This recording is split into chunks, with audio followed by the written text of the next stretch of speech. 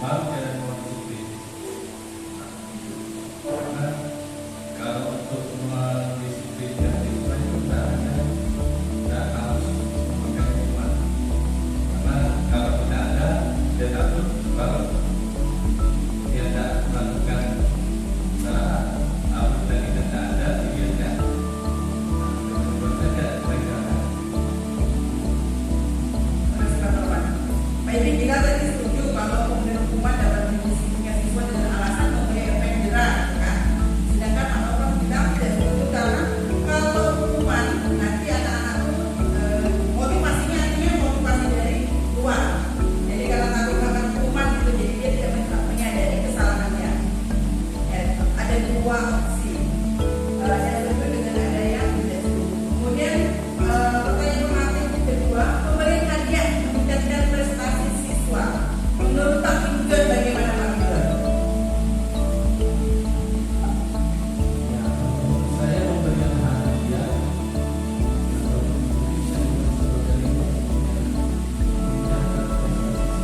sebenarnya ada proses secara pribadi sih bisa dibilang setuju di sini. Karena prinsipnya siswa mungkin akan mungkin berkompetisi gitu ya, berkompetisi untuk cuma tidak ya, sama seperti mereka menunggu untuk diberikan reward supaya mereka meningkatkan jadi bisa dilakukan, tapi ada kriteria tertentu. Tapi sebenarnya sih supaya semua siswa dapat menjaga prestasinya dengan tidak memberikan reward tadi. Orang Pak Minggun. Jadi masih motivasi apa eksternal kalau mengharapkan suatu reward atau penghargaan. Pertanyaan nomor 3, itu harus mampu memberikan solusi untuk setiap siswa yang bermasalah. Setuju apa tidak? Bu Novi, selaku guru BK.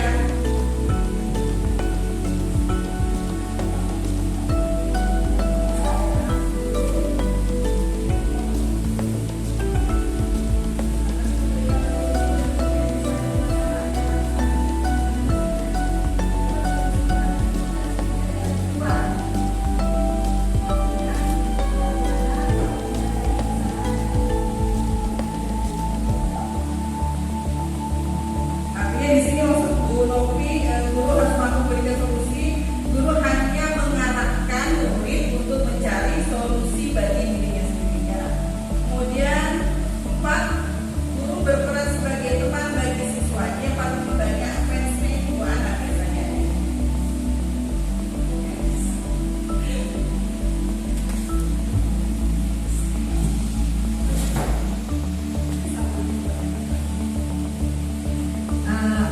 Untuk yang ini apakah saya setuju atau tidak bila guru harus berperan sebagai teman bagi siswa? Saya sah-sah saja ya. Guru di sini sebagai sebagai teman bagi siswa, maka kadang kalau siswa merasa adanya kedekatan dengan guru itu, dia jadinya ada keterbukaan.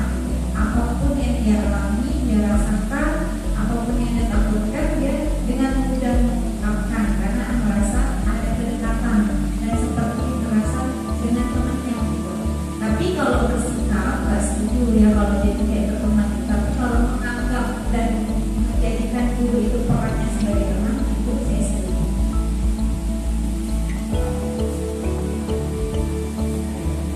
Jadi kalau siswa ke guru dengan berpikir sebagai teman jadi mudah diajak komunikasi. Tapi ke siswa tidak bisa sebagai dia menjadi teman, nanti akan mengurangi rasa hormat, kemudian rasa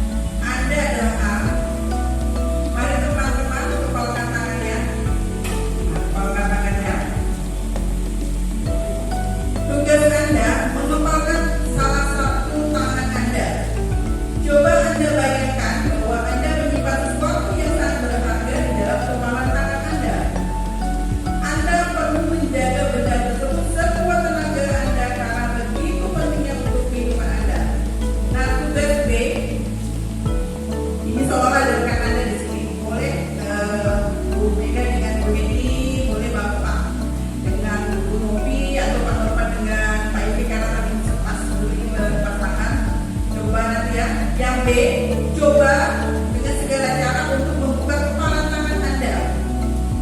Teman B boleh membujuk, menghardik, mengintimidasi, memerangi, menggoda, mengkritik juga boleh, bahkan menawarkan Anda dari uang agar Anda bersedia membuka kepala tangan Anda. Nah, coba bagaimana? Kepala tangan Anda itu punya sesuatu yang dianggap itu berharga. Teman yang satu ini berusaha membuka kepala tangan.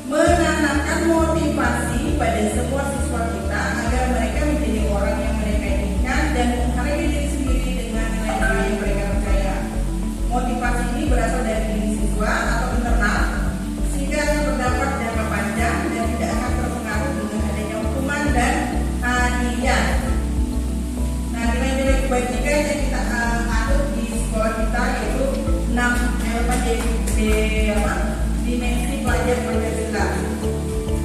Yang pertama ada beriman bertakwa kepada Tuhan Yang Maha Esa dan berakhlak mulia, kemandirian, bernalar kritis, kreatif, bergotong royong, dan berkebinekaan global. Motivasi perilaku manusia. Yang pertama ada menghindari ketidaknyamanan atau hukuman. Kadang-kadang anak-anak itu sekolah, yang penting dia pergi sekolah daripada di rumah nanti suruh kerja, kena marah. Kemudian mendapatkan imbalan atau penghargaan kota sekolah tak dikasih uang jajan. Kadang begitu. Kemudian menghargai diri dan menjadi orang yang menginginkan. Ini yang kita harapkan, menghargai diri dan menjadi orang yang menginginkan. Teori motivasi perilaku manusia. Untuk menghindari ketidaknyamanan atau hukuman apa yang akan terjadi apabila saya tidak melakukannya, ini artinya dia masih motivasi luar eksternal. Kemudian untuk menanamkan imbalan dari orang lain atau institusi, pertanyaannya biasanya seperti ini: apa yang akan saya dapatkan apabila saya melakukan? Nah itu tadi, ingin mendapatkan reward. Kemudian untuk menghargai diri sendiri menjadi insan sesuai harapan kita. Nah di sini adalah motivasi internal, tujuan disiplin positif. Konsep disiplin positif, hukuman, menyanjungkan, tidak nyaman, murid takut, memaksa, murid menyembunyikan kesalahan, murid menjadi rendah diri. Sedangkan penghargaan tidak efektif, merusak hubungan. Jadi bisa ini kalau yang ini dapat reward yang satu berat. Mematikan kreativitas, menghukum dengan sistem ranking, merampas hak, menghargai dirinya. Kemudian ada penguatan jangka pendek, kerja pendek ya memang efektif tapi jangka pendek. Kemudian perlu monitoring berkelanjutan, stimulus, respon, mulai menghormati peraturan, dia waktu untuk memenuhi kesalahan dan untuk restitusi. Murid bertanggung jawab untuk perilakunya, fokus pada penyelesaian masalah jangka panjang. Murid menghormati dirinya dan orang lain, sedangkan teori kontrol dirinya dan kontrol atau kendali. Nah ini berdasarkan belajar di atas dan berdasarkan tentang hukuman, konsekuensi, dan restitusi. Yang dimaksud dengan hukuman itu tidak terancana. Kalau kita biasanya menghukum anak itu tidak pernah kita rencanakan. Bersifat satu arah, bisa berupa hukuman fisik, psikis, atau kata-kata kasar. Kayak anak dapat lamar, hukumannya lari keliling lapangan, itu kan tidak kita rencanakan. Hukuman. Konsekuensi bersifat berencana, sudah disepakati bentuk-bentuk konsekuensinya dibuat oleh pihak guru sekolah. Restitusi adalah proses menciptakan kondisi bagi murid untuk memperbaiki usaha mereka sehingga mereka bisa kembali pada pokok mereka dengan karakter yang lebih kuat. Dosen 2004.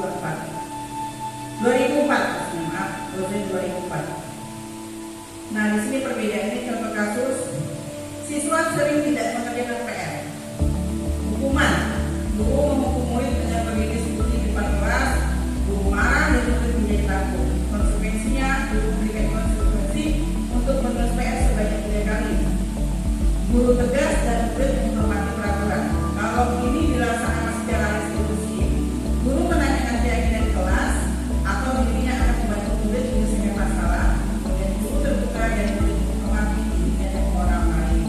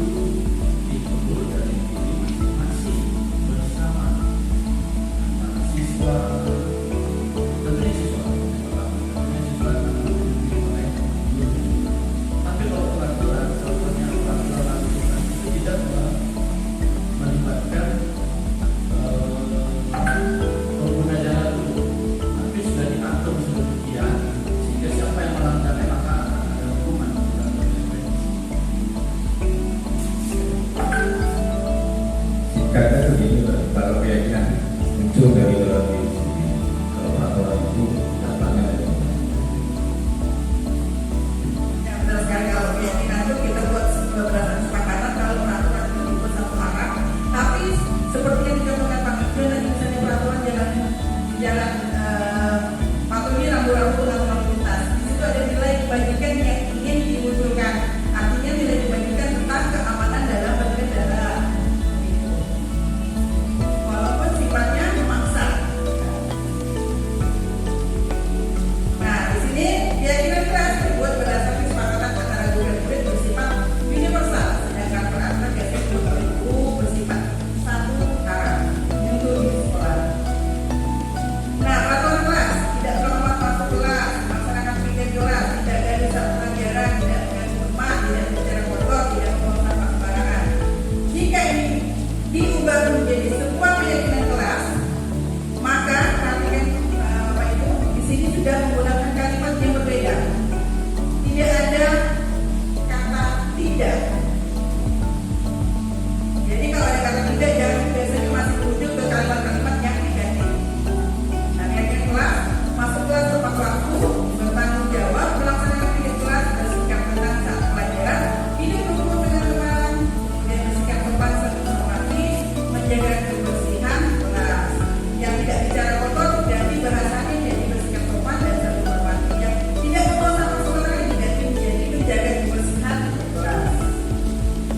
Nah, bagaimana membuat keyakinan kelas lebih abstrak dari peraturan? Buat pertanyaan yang universal, buat dalam kalimat positif, sedikit saja agar mudah diingat, kemudian sesuai dengan kondisi kelas dan sekolah agar mudah diterapkan. Semua warga kelas atau sekolah dilibatkan saat membuat. Nah, ini keyakinan kelas. Salah satunya disiplin waktu, belajar dengan gembira dan bersemangat, mengerjakan tugas dan melaksanakan piket kelas dengan bertanggung jawab, mengangkat tangan saat ingin bertanya dan meminta izin, boleh kemudian mengikuti pembelajaran dengan tertib, menjaga kebersihan lingkungan, saling menghargai dan tolong menolong, membudayakan kata tolong, maaf dan terima kasih.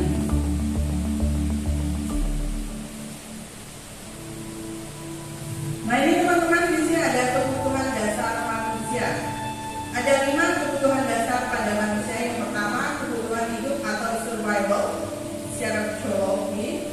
Kemudian kebutuhan akan kasih sayang dan rasa diterima psikologis, penguasaan, kebebasan dan kesenangan.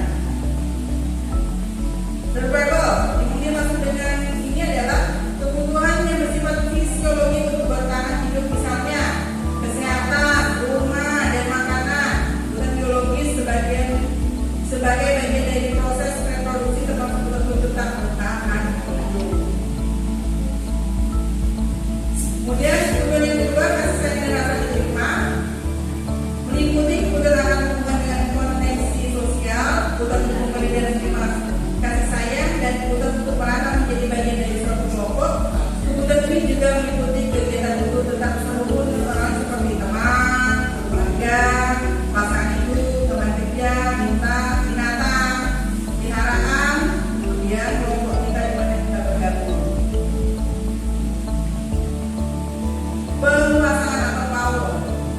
Kemudian ini berhubungan dengan kekuatan untuk mencapai sesuatu yang menjadi kompeten, menjadi terampil, diakui atas prestasi dan keterampilan kita, didengarkan dan memiliki rasa percaya diri. Kebutuhan ini meliputi dengan dianggap berharga, bisa membuat perbedaan, bisa membuat pencapaian, kompeten, diakui, dihormati. Ini meliputi self esteem dan keinginan untuk meninggalkan pengaruh atau bahasanya pengaruh. Kebutuhan yang keempat, kebebasan. Kebutuhan untuk bebas adalah kebutuhan akan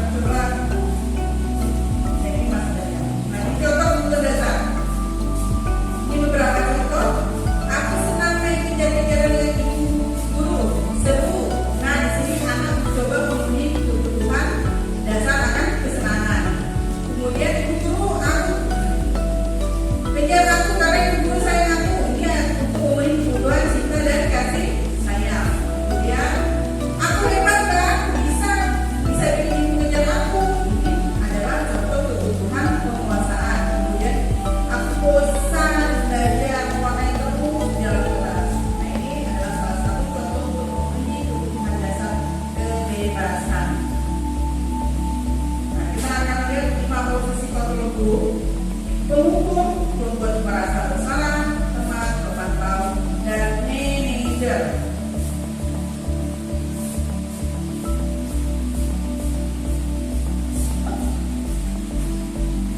Dari ada yang ini konfirmasi muter-muter.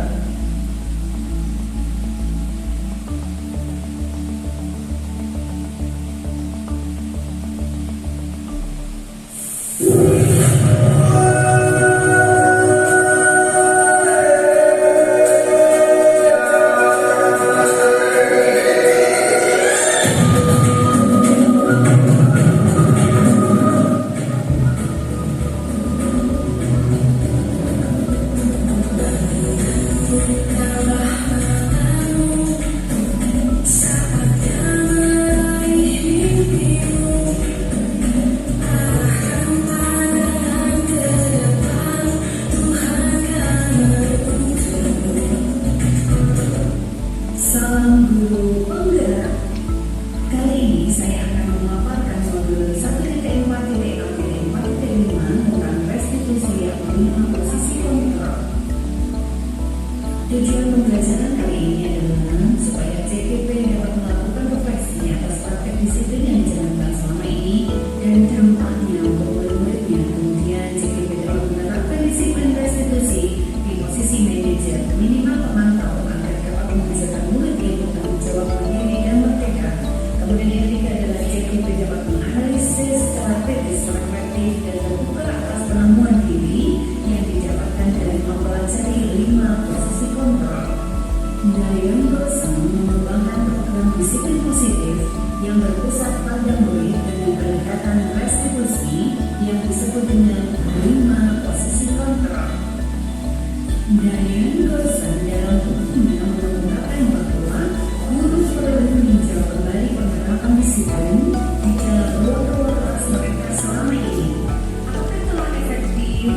Apakah berpusat, memerdekakan, dan memandirikan murid? Bagaimana dan mengapa? Melalui serangkaian riset dan berdasarkan pada teori kontrol Dr. William Glasser, Dosen berkesimpulan ada 5 posisi kontrol yang diterapkan seorang guru, orang tua, ataupun atasan dalam melakukan kontrol.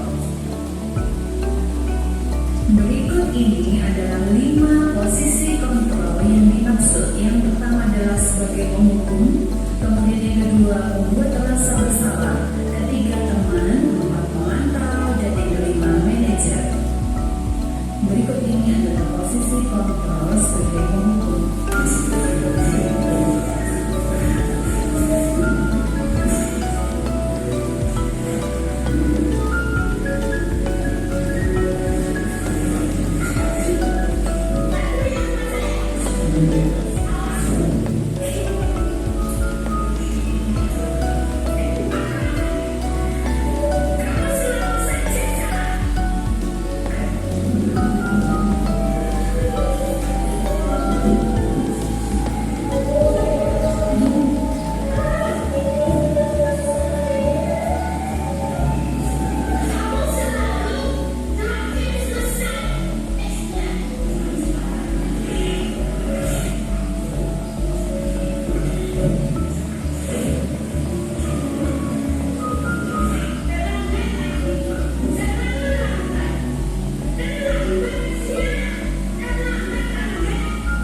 Sepulang sekolah, murid melihat motor atau mobil bapak atau ibu guru dan akan menggores kendaraan tersebut dengan pelaku.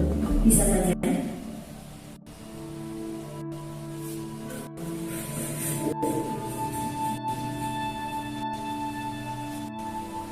kita lanjut ke posisi kontrol yang kedua, yaitu pembuat merasa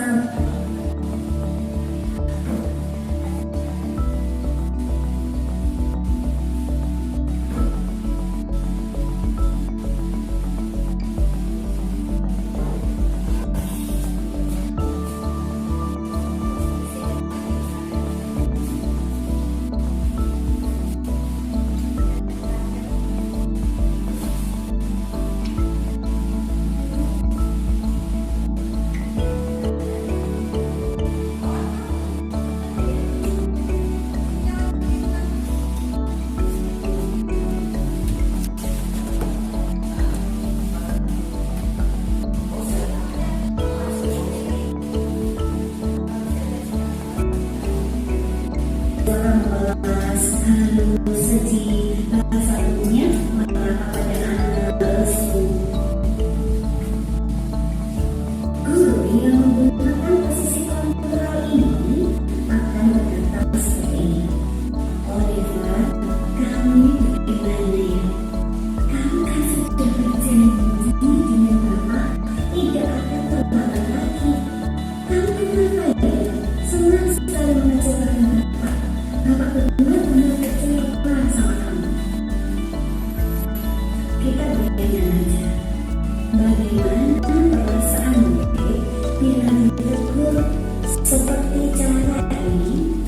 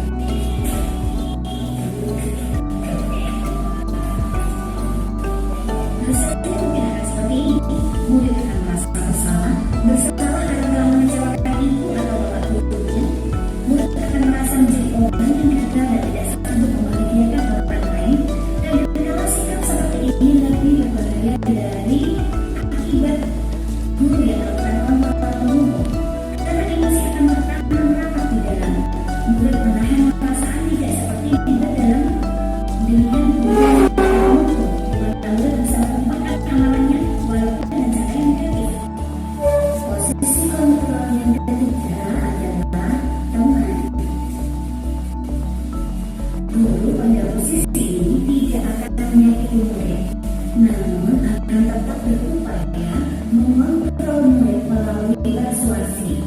Posisi teman pada guru bisa negatif ataupun positif. Positif di sini berupa hubungan baik yang terjadi antara guru dan murid. Guru di posisi teman menggunakan hubungan baik dan humor untuk mempengaruhi seseorang. Guru yang menggunakan posisi kontrol ini akan berkata, ayo bantulah diri Bapak ya. Ayo, ingat tidak tentang Bapak selama ini? Ya sudah, kali ini ya apa-apa. Nanti Bapak bantu bereskan. Aji, ayo, gimana sih kamu? Kemarin kamu sudah janji ke Bapak kan? Nanti kalau lagi sambil tertawa ringan. Udah, tidak apa-apa. Duduk dulu sana. Nanti Bapak bantu kamu ini.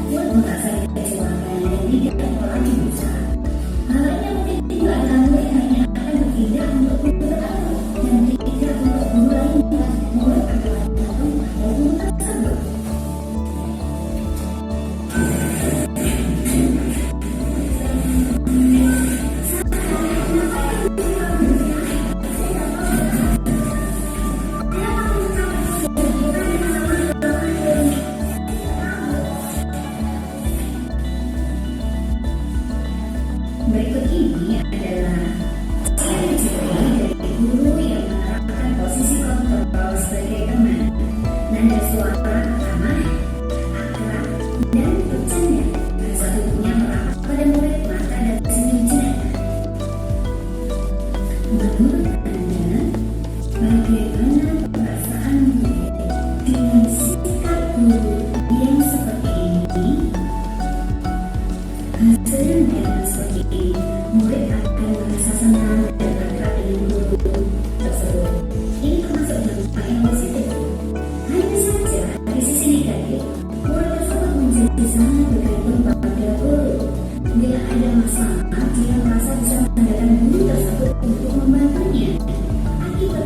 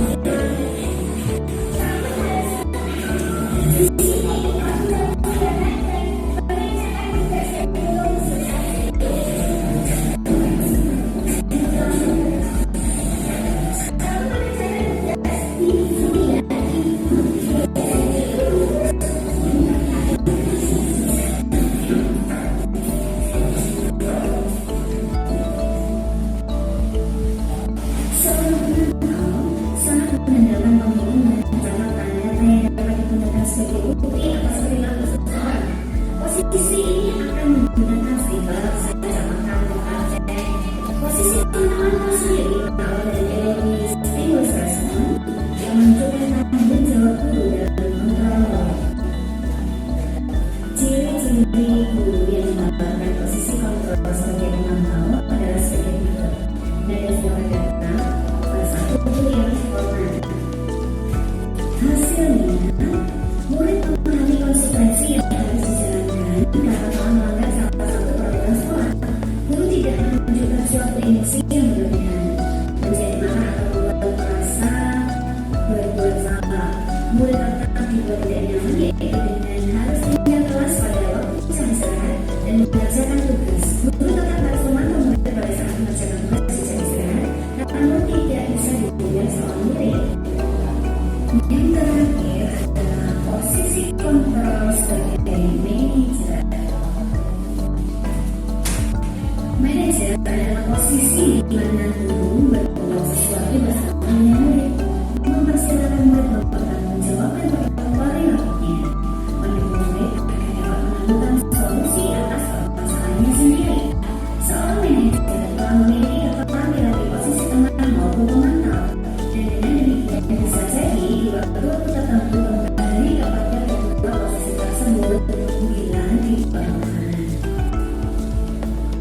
Namun, bila kita menginginkan murid kita menjadi manusia yang merdeka mandiri dan bertanggung jawab, maka kita perlu mengacu kepada restitusi yang dapat menjadikan murid kita seorang manajer bagi dirinya sendiri. Di manajer, murid diajak untuk menganalisis kebutuhan dirinya. Mereka mampu kebutuhan orang lain. Di sini, penekanan bukan pada kemampuan membuat konsekuensi, namun dapat berkolaborasi dengan murid bagaimana memperbaiki kesalahan yang ada. Seorang yang menempatkan posisi ini akan berkata, apa yang kita yakini? Kembali ke keyakinan kelas. Apa yang kamu meyakininya? Jika kamu meyakininya, apakah kamu bersedia memperbaikinya? Jika kamu memperbaiki ini, hal ini menunjukkan apa tentang dirimu? Apa rencana kamu untuk hal ini? Dan seterusnya. Tugas seorang manajer bukan untuk mengatur perilaku seseorang. Kita membimbing murid untuk dapat mengatur dirinya. Seorang manajer bukan memisahkan murid dari kelompoknya, tapi mengembalikan murid tersebut ke kelompoknya dengan lebih baik dan kuat. Bisa jadi dalam praktek penerapan disiplin sehari-hari, kita akan kembali ke posisi teman atau pemantau. Karena murid yang ditangani belum siap diajak berdiskusi atau kemudian melakukan restitusi. Namun, berdasarkan dari tujuan akhir dari 5 posisi kontrol seorang guru adalah pencapaian posisi manajer, di mana di posisi ini murid dapat menjadi pribadi yang mandiri, merdeka dan bertanggung jawab atas segala perilaku dan sikapnya yang pada akhirnya dapat menciptakan lingkungan yang positif, nyaman dan ciri-ciri bagi guru yang menggambarkan posisi kontrol sebagai manajer, yaitu nada suaranya halus, bahasa tubuhnya tidak kaku, mendekat kepada murid. Ini adalah contoh percakapan antara guru dan adik. Adik, apakah kamu mengerti? Jam berapa sekolah dimulai? Tahu Pak, jam 7. Dan guru bertanya, ya, jadi kamu terlambat. Kira-kira bagaimana kamu akan memperbaiki masalah ini? Adik kemudian menjawab, saya bisa menanyakan tentang saya Pak, untuk belajar pada saya bertiga. Baik, itu bisa dilakukan. Apakah besok akan ada masalah untuk kamu bisa hadir ke sekolah tepat waktu? Dan jika tidak, Pak, saya bisa hadir tepat waktu. Baik, saya lihat bisa kamu memperbaiki tidak dulu. Lalu, bagaimana kira-kira perasaan murid yang diperlakukan seperti ini oleh gurunya? Pada posisi manajer, maka suara guru sebaiknya lurus, tidak bermarah, tidak berpengaruh suara, apalagi untuk mencari murid, tak tinggal atau bersikap seorang besar. Kalau saja sekali akan membawa murid ataupun bersinar menempatkan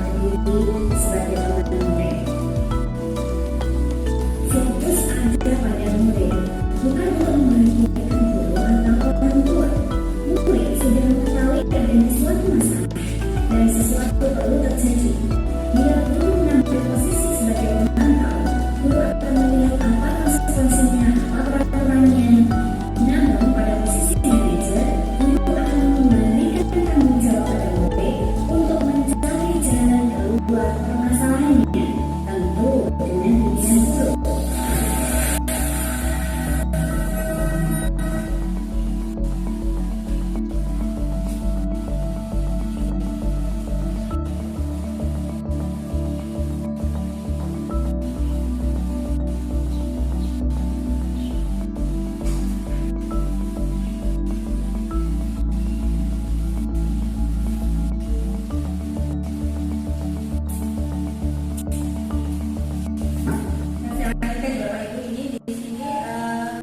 Jika posisi kontrol sudah dikepung, ini Bapak Ibu bisa lihat di slide, contohnya kaki muncul bersikap pinggang. Ini dampaknya anak menjadi pendiam, tidak berikan dulu atau pada berupa itu. Kalau posisi kontrol membuat merasa bersalah, suaranya lembut namun menyalahkan siswa. Kemudian guru menyatakan kesalahan pada siswa dan guru menderita. Dampak dari posisi kontrol ini adalah siswa merasa bersalah dan siswa bisa menjadi rendah diri dan beralih diri dari lingkungannya ataupun teman-temannya. Kemudian jika posisi kontrol Bapak Ibu guru pada posisi kontrol teman, di sini guru bersikap ramah, cenderung bersenda guru untuk menghangatkan suasana. Dampak dari posisi kontrol ini murid bergantung pada satu orang, kemudian siswa tidak mandiri. Nah, untuk posisi kontrol pemantau, nada bicara dan ekspresinya datang, identitas berhasil, pemantau tetap memantau saat siswa diberi sanksi. Dampaknya untuk menghitung hadiah atau hukuman yang diberikan tanpa nilai kebaikan, kemudian tidak terpenuhinya mandiri, tidak sepenuhnya mandiri. Kemudian pada posisi kontrol manajer, seorang netral, berkiprah identitas positif dan berhasil, mengajukan upaya yang bermakna, membantu siswa memecahkan masalah. Dampaknya murid mandiri, kemudian berpercaya diri memecahkan masalah yang dihadapinya. Kemudian dalam posisi manajer biasa menerapkan yang namanya segitiga restitusi. Apa itu restitusi? Restitusi adalah proses menciptakan kondisi bagi murid untuk memperbaiki kesalahan mereka sehingga mereka bisa kembali pada kelompok mereka dengan karakter yang kuat. Golden 2004. Kemudian restitusi dibantu menebus kesalahan, menaikkan sebuah tawaran dan bukan paksaan. Restitusi membantu murid menjadi lebih memiliki tujuan positif dan memiliki diri setelah berbuat kesalahan. Ini segitiga restitusi. Tahapan yang pertama itu memvalidasi kebutuhan. Yang biasanya kalau anak-anak sudah melakukan kesalahan, kita akan menyampaikan, kamu tentu tidak merasa mengapa melakukan ini, atau adakah cara kami itu mendapatkan apa yang kamu butuhkan. Kemudian setelah validasi kebutuhan, kita akan menyampaikan sebuah keyakinan. Kita akan tanyakan apa yang telah kita sepakati dan kamu ingin menjadi orang seperti apa. Nah, sampai pada tahap berikutnya adalah menstabilkan identitas anak. Setiap orang pasti pernah melakukan kesalahan, kemudian kamu bukan salah satunya yang pernah melakukan ini.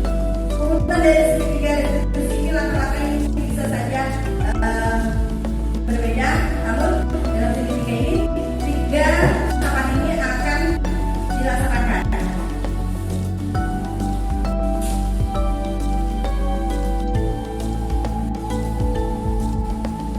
Ya, Bapak Ibu, sekian dari saya ucapkan terima kasih. Wabillahi hidayah. Assalamualaikum warahmatullahi wabarakatuh. Waalaikumsalam warahmatullahi wabarakatuh.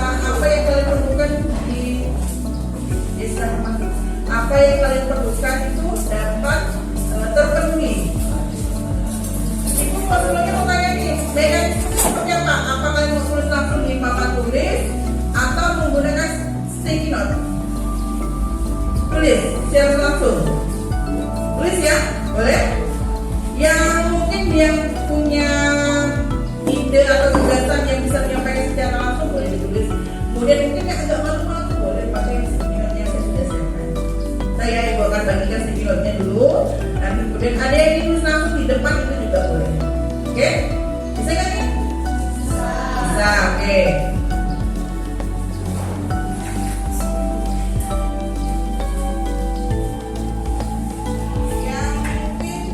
Yang mungkin perlu sticky note, silakan ambil di depan. Kemudian yang mau menuliskan idenya secara langsung di papan tulis, silakan tuliskan idenya. Ini ada udah ada spidol yang bisa kalian gunakan.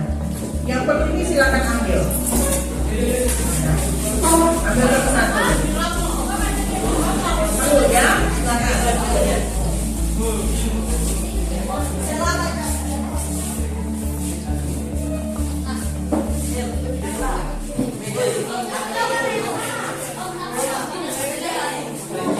Antri, jangan rebutan.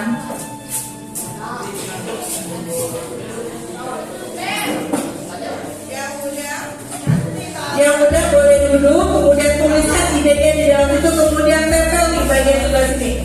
Nah, tempel sebelah sini. Kita lihat dulu apa aja sih yang kalian perlukan. Ya.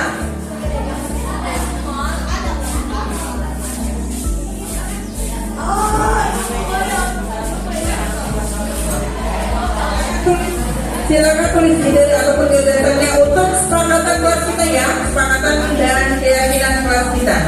Silakan tulis, kalau sudah saya tulis, tempelkan di papan ini, papan tulisnya. Itu kan ada linknya. Melin, minta satu Melin. Melin, minta satu.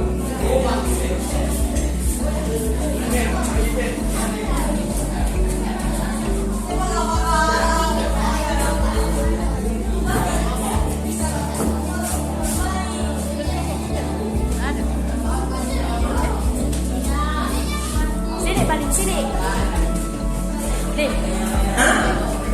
Yang tidak dapat silakan tuliskan ide atau gagasan kalian untuk kesepakatan dan keyakinan kelas kita. Tasya mungkin mau tadi mau tulis langsung di papan tulis boleh di bagian sini nanti biar teman-teman nempel di sebelah sini. Tuliskan.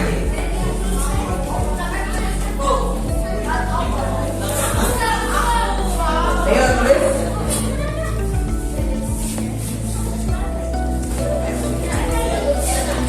Apa ya? Apa lagi? Ayo.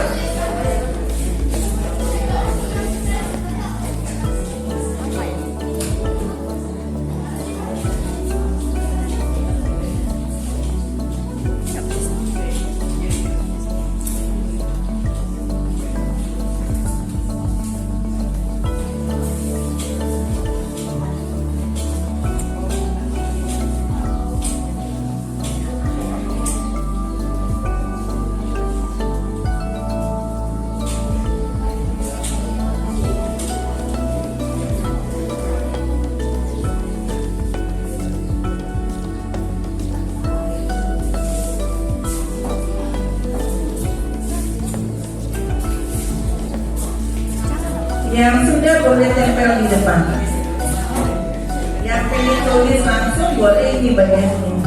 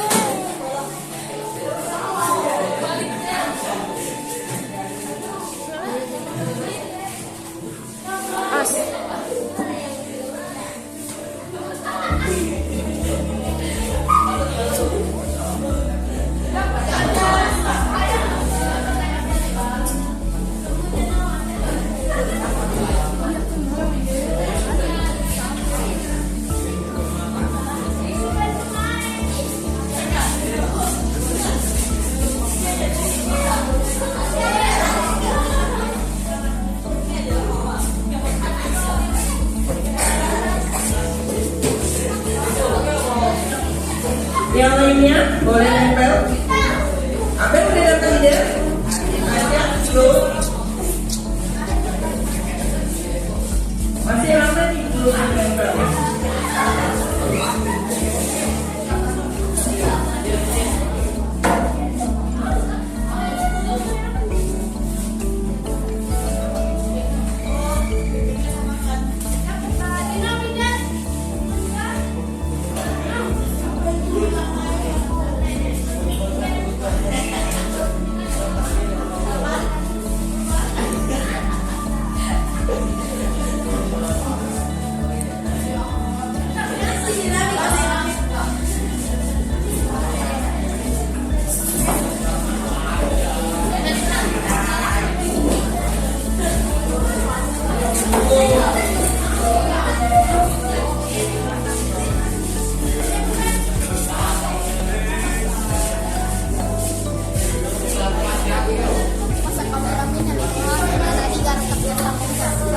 Bodoh sih kayak kau jam mulai harus digarakan.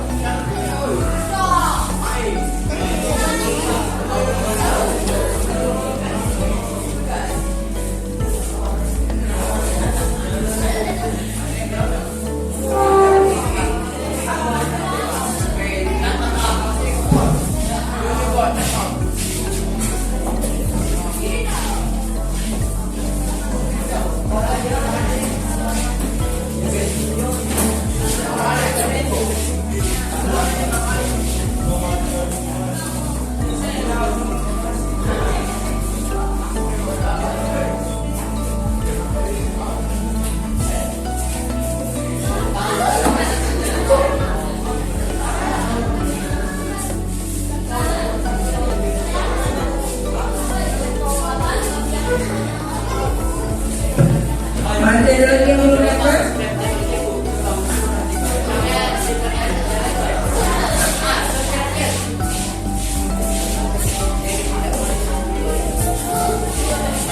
Boleh. Dulu sekarang ya dulu. Boleh ambil lah.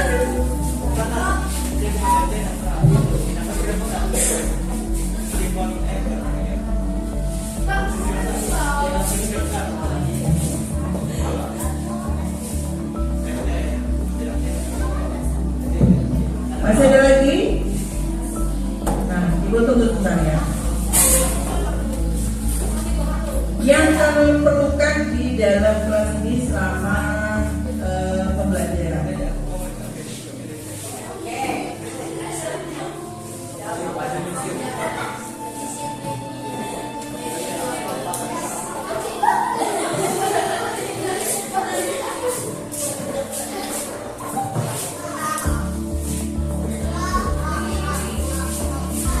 Ini yang baru datang.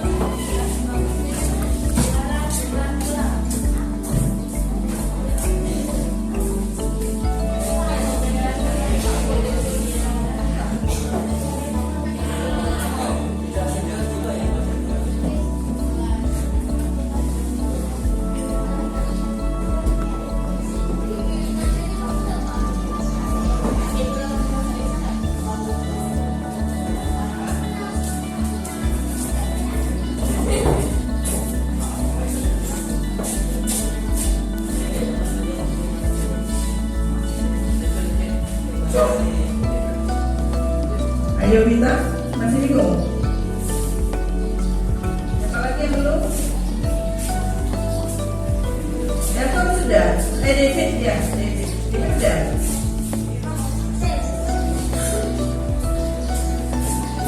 Nasi ada? Kau tak tahu deh, apa lagi?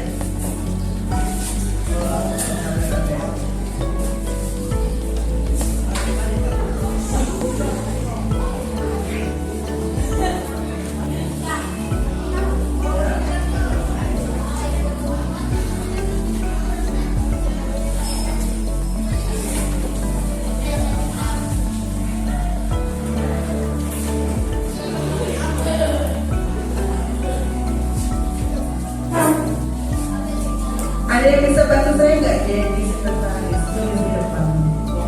Saya minta bantuannya nih. Siapa? Asya. Oke. Jadi kita tunggu temannya ya. Kita masuk dulu saya.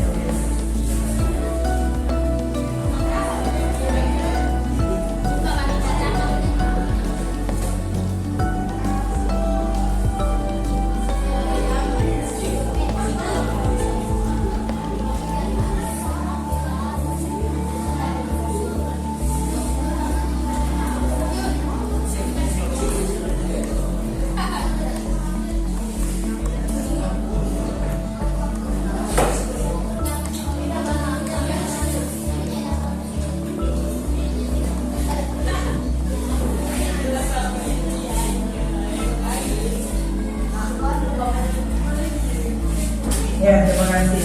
Ini semuanya udah menyampaikan idenya ya. Kita lihat nih, di sini paling atas sekali kita lihat yang menjadi ide gagasan temannya salah satunya ini, tidak boleh makan minum di dalam kelas. Bagaimana nih menurut kalian? Setuju, Bu. Nah ini sepengetahuan kalian sendiri. Nanti kalau misalnya ada teman yang makan di kelas, minum di kelas, kenapa sih sampai kalian berpikir tidak boleh makan dan minum di kelas tuh? Tidak sopan, itu temannya apa lagi? Menyalahi aturan, apa lagi? Apa lagi coba? Kalau tidak boleh makan dan minum di kelas, kenapa? Tadi kata temannya tidak sopan, menyalahi aturan, apa lagi coba? Dia bisa nyampaikan ide atau gagasannya kenapa tidak boleh makan dan minum di kelas? Kenapa? Kenapa? Ada kawannya kotor dan bau. Kotor itu kalau buang sampahnya sembarangan. Bau itu kalau makanannya ada sisanya tapi nggak dibuang, aromanya pasti tercium tidak sedap. Apalagi udah dibiarkan selama berhari-hari, artinya kan bau. Ya, itu sebabnya temannya mungkin menyampaikan kalau makan dan minum di kelas tidak boleh. Gimana nih sepakatan kelasnya? Boleh nggak nih kayak gini nih? Nah, yang lainnya setuju nggak kalau kita tidak boleh makan dan minum di kelas? Setuju nggak? Tidak. Maksudnya gimana, Abel? Tidak boleh makan dan minum di kelas. Tapi apa sih jawabannya tidak? Artinya tidak setuju. Artinya kok boleh makan dan minum di kelas? Tidak tahu. Ini ya, mungkin maksud temannya menyampaikan ide ini karena tadi itu 3 hal tadi. Ada temannya terakhir bilang nanti kotor dan bau. Ya, seperti itu. Kalau termasuk buang sampah sembarangan yang menyebabkan pemandangan menjadi tidak indah juga. Jadi di sini pun tanyakan kembali sama kalian. Boleh tidak boleh makan dan minum di kelas? Sepakat tak nih? Sepakat tak dengan ide gagasan ini? Nah, tidak sepakat. Kenapa?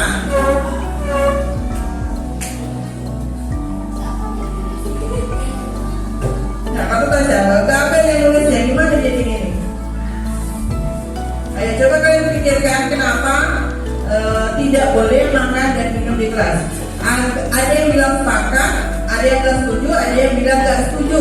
Supaya ini dapat terakomodir, bagaimana bahasanya coba? Ada nggak bisa nyampaikan gagasan? Artinya kan kalian tuh ada sebagian temannya boleh makan dan minum di kelas, boleh.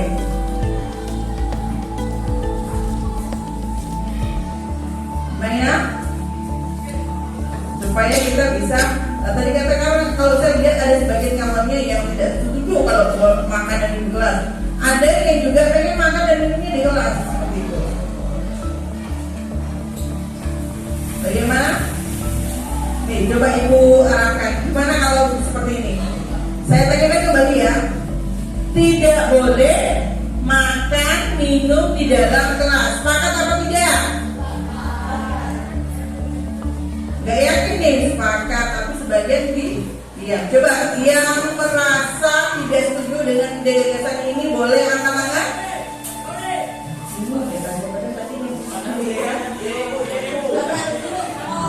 Ada berapa orang? Ya, setuju tidak boleh makan dan minum di kelas. Angkat tangan. Soalnya memang banyak yang tidak setuju makan dan minum di kelas. Nah, coba kita biar keinginan ini dapat terakomodir. Boleh nggak gini bahasanya? Makan dan minum di kelas pada saat istirahat. Boleh kayak gitu? Boleh. Maksudnya kan pada saat belajar nggak boleh makan minum gitu kan? Tapi waktu istirahat boleh. Nah, boleh. Tapi ada tapinya nih. Makan terus makan dan minum. Ini keinginan kalian ya, saya hanya membantu mengakomodir kebutuhan kalian, dituangkan dalam bentuk redaksi sebuah kalimat. Makan dan minum di kelas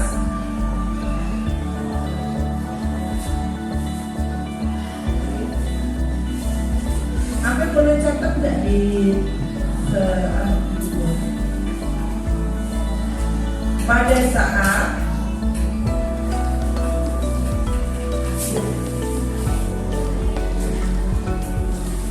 istirahat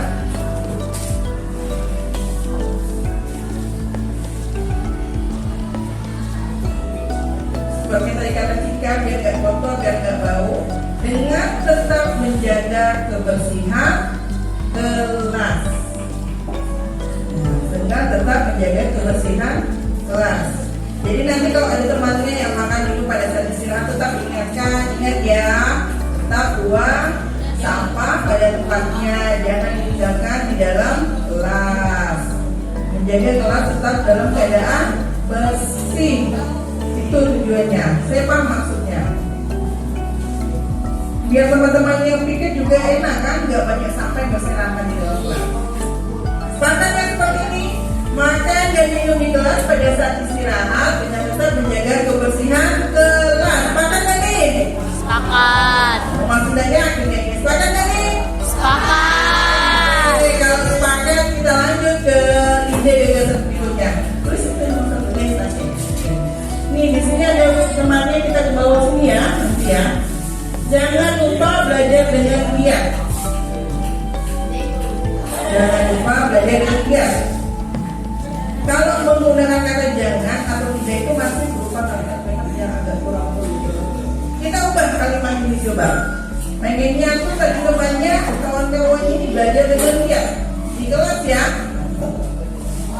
supaya kita belajar dengan giat. Ini kan sepakatan kelas. Sepakat gak sih kalian harus belajar dengan giat? Coba saya tanya lagi. Sepakat gak sih kalian kalau kita harus belajar dengan giat? Sepakat gak sih kalau harus belajar dengan giat? Kenapa? Hanya sebagian yang motivasi belajarnya tinggi. Perlu gak sih kalian belajar dengan giat? Perlu ya. Jadi bahasanya kita ganti dengan kalimat yang mungkin jauh lebih memotivasi. Kami belajar dengan giat. Ini kan kelas kalian, jadi kalian semua yang ada di kelas ini yang merasa perlu belajar dengan giat. Gimana? Kalau sekarang kelasnya, minta tolong kelasnya. Kami belajar dengan giat. Jadi tiap hari tanamkan dalam diri kalian, saya harus belajar dengan giat. Tujuannya apa? Untuk meraih cita-cita.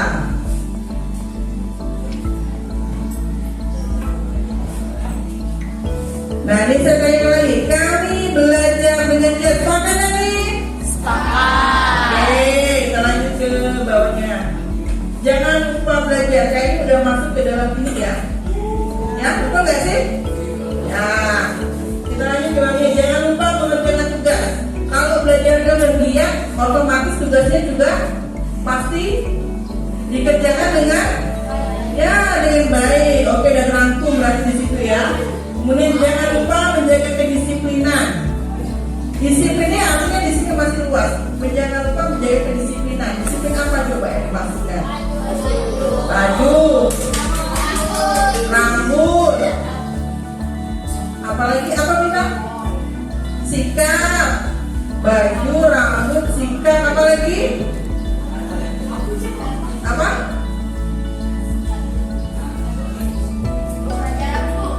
raja rambut itu kita maksud disiplin. Kami jangan lupa menjaga disiplinan. Oke. Nah di sini artinya coba kalian gunakan pakai bahasa yang ibu udah contohkan dua tadi. Gantinya kalimatnya dalam kalimat yang positif. Kalian ini pengen kelas ini anak-anak yang di dalam kelas 7B ini adalah siswa-siswa yang punya disiplinnya tinggi, maksudnya kan seperti itu kan? Jadi kalimatnya berubahnya, kalimatnya dirangkai dalam redaksinya seperti apa? Apa?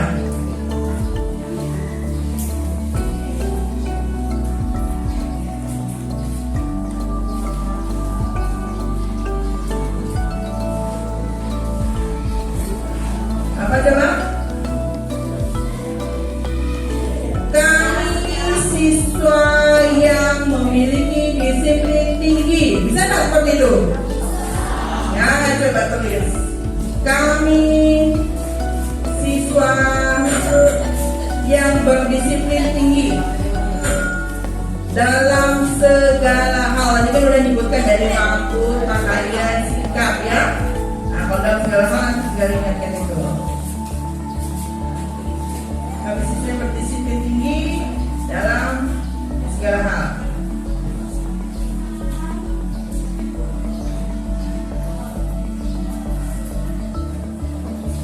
Nah ini sekarang kita sepakat nih yang nomor 3 nih. Sepakat? Oke, itu kita lanjut. Mengerjakan tugas tepat waktu, masuk nggak disiplin yang tinggi? Masuk ya? Oke. Kemudian tidak boleh buang sampah sembarangan. Udah masuk ke dalam mana tadi? Kebersihan ke kelas. Kemudian kelas harus bersih, pakaian harus rapi. Masuk ke dalam poin 1 dan poin 3. Buang sampah pada tempatnya dan dimaksud dengan menjaga kebersihan ke kelas.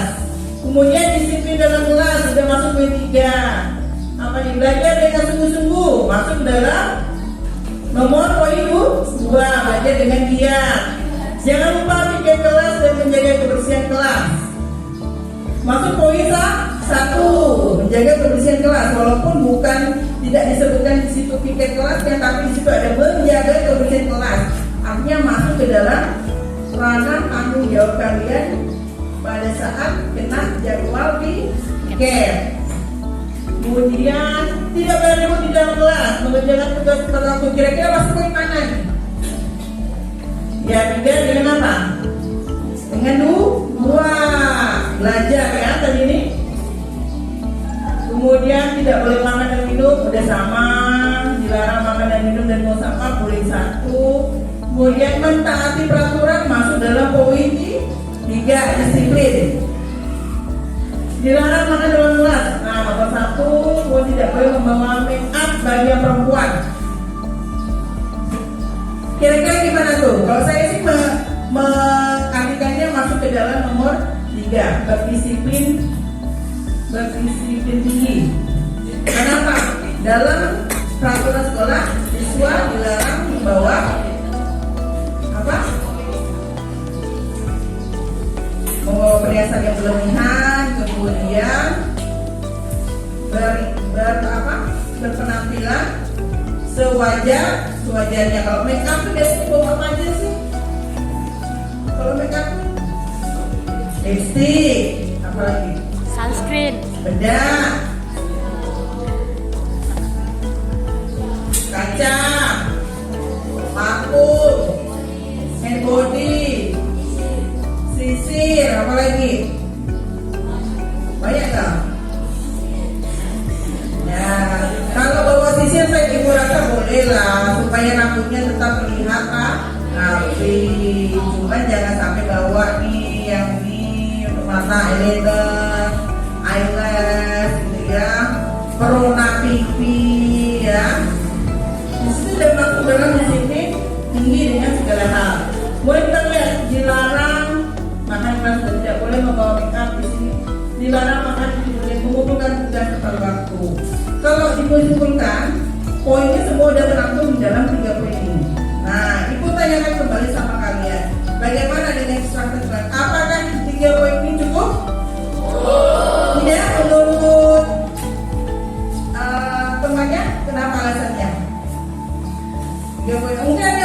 tambahkan apa coba? Masih malu-malu. Kenapa coba?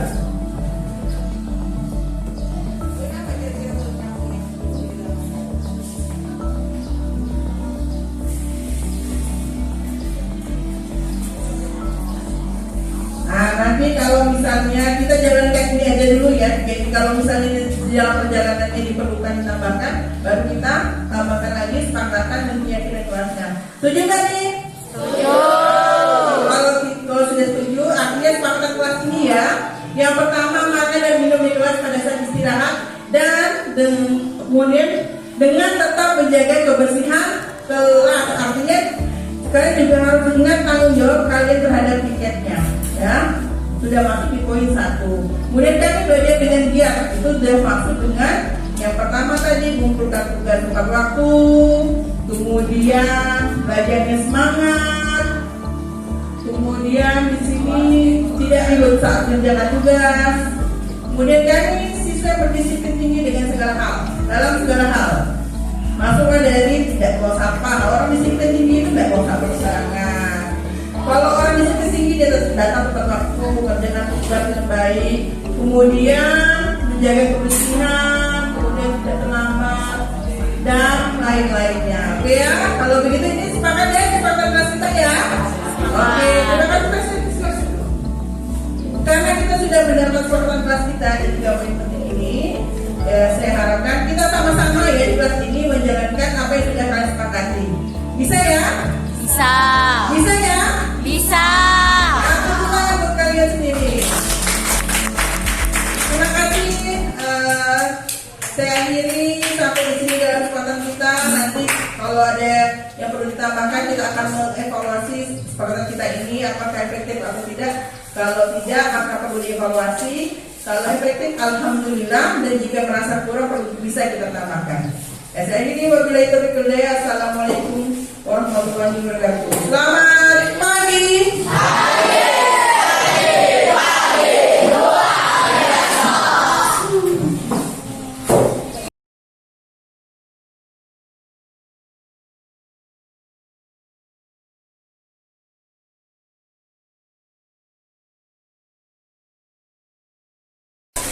Salam dan bahagia.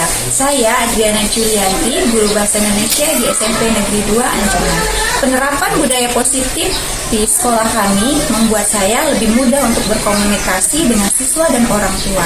Dan ternyata melalui budaya positif membuat suasana sekolah lebih menyenangkan dan positif. Salam dan bahagia. Perkenalkan, nama saya Norman SPDI, guru mata pelajaran pendidikan agama Islam di SMP Negeri 2 Anjungan. Nah, dengan budaya positif, murid menjadi lebih disiplin dalam mengikuti keyakinan kelas dan bertanggung jawab atas tindakan mereka.